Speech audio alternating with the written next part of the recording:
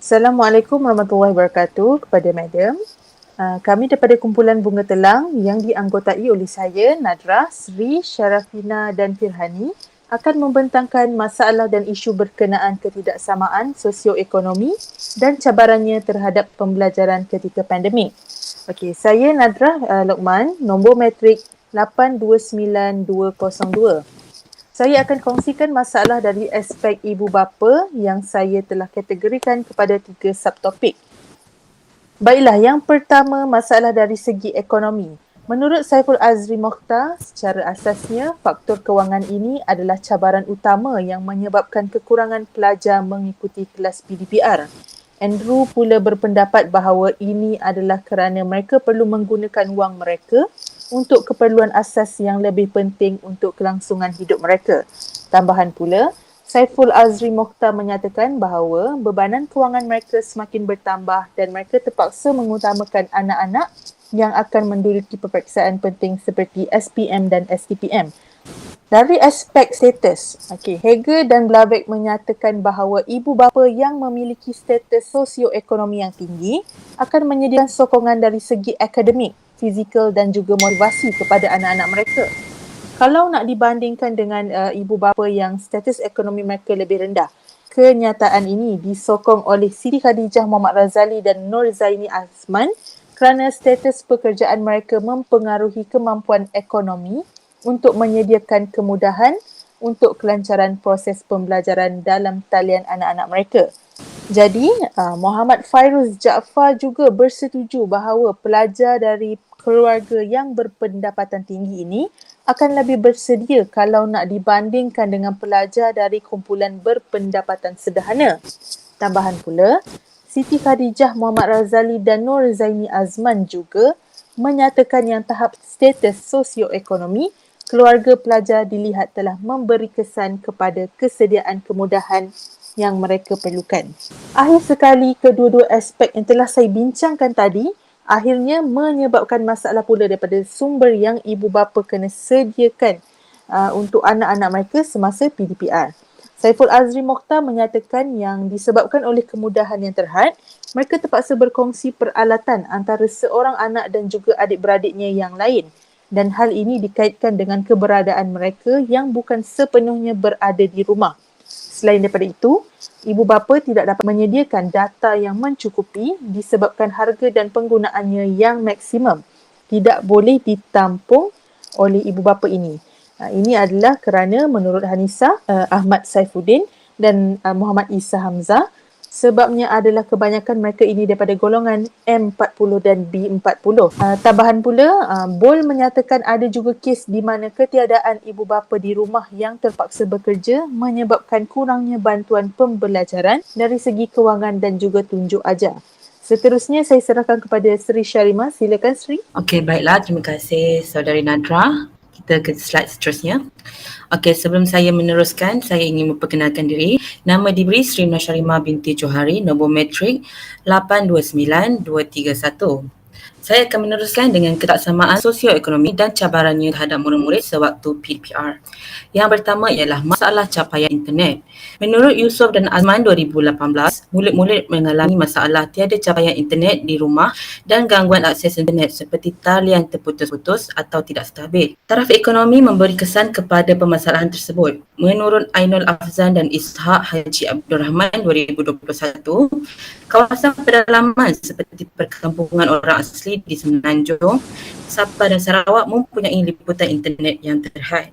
Aziz dan rakan-rakan 2020 menyatakan pelajar juga berhadapan masalah tidak mempunyai akses kepada peranti digital untuk membolehkan mereka mengikuti PDPR. Berdasarkan kajian di luar bandar, didapati kanak-kanak perlu berkongsi peranti bersama ahli keluarga yang lain. Pandangan ini disokong oleh Nur Hanisa dan Muhammad Isa 2021 yang menyatakan murid-murid tidak mempunyai akses kepada peranti digital. Perkara tersebut mempunyai perkaitan yang kuat dengan ibu bapa kerana menurut Zarina dan rakan 2018, kebanyakan ibu bapa dari golongan B40 mengutamakan aspek ekonomi berbanding pendidikan anak-anak.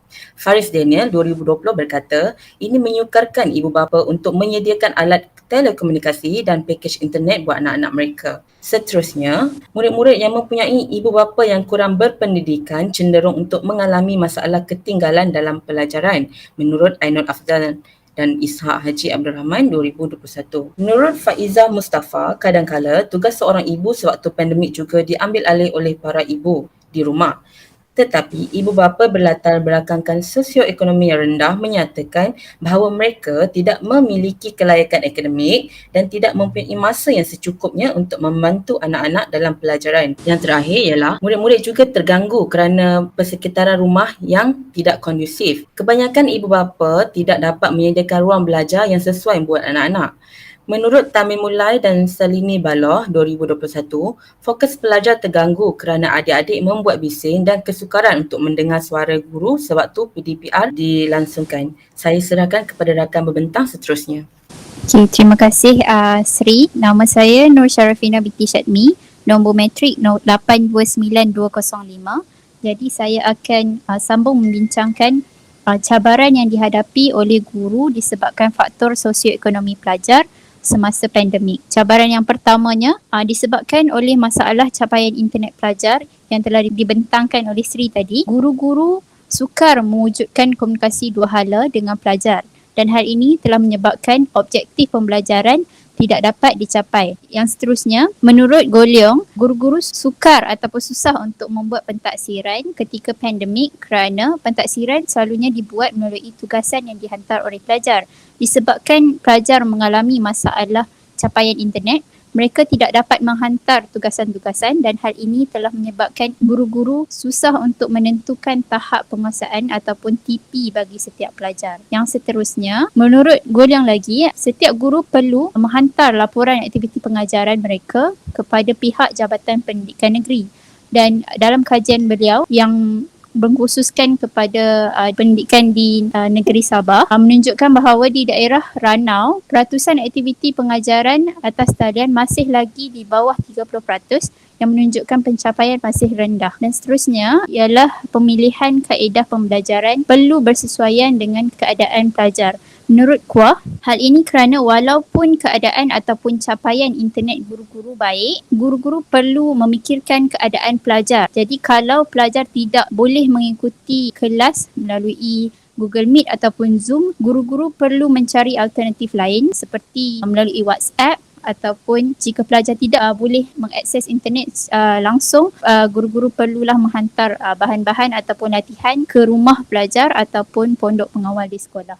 Saya serahkan kepada saudara Firhani. Okey, terima kasih Fina. Assalamualaikum dan salam sejahtera semua. Nama saya Muhammad Firhani bin Mozaini Marosid, bernombor matrik 829199. Isu ketidaksamaan ini saya teruskan melalui perspektif sekolah. Seterusnya, pandemik COVID-19 telah mengubah hala tuju pendidikan. Terdapat peningkatan dan perkembangan dalam sistem e-pembelajaran dan juga keperluan dalam menambah baik fasiliti sekolah.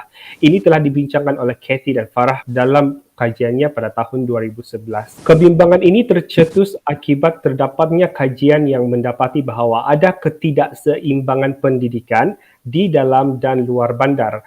Dua pengkaji dalam bidang pendidikan iaitu Deborah dan Farisa pada tahun 2020 mendapati bahawa terdapat kebimbangan yang tidak wajar dalam kalangan ibu bapa, iaitu mengenai keselamatan anak-anak di dalam kompaun sekolah.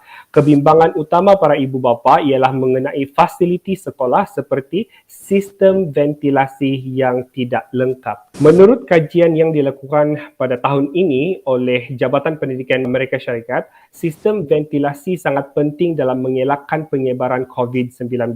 Ini kerana apabila sistem ini tidak wujud, maka ia akan menjadi kebimbangan yang paling utama dalam komuniti menjelang tahun 2022. Kementerian Pelajaran Malaysia mengunjurkan satu garis panduan untuk menilai infrastruktur sekolah.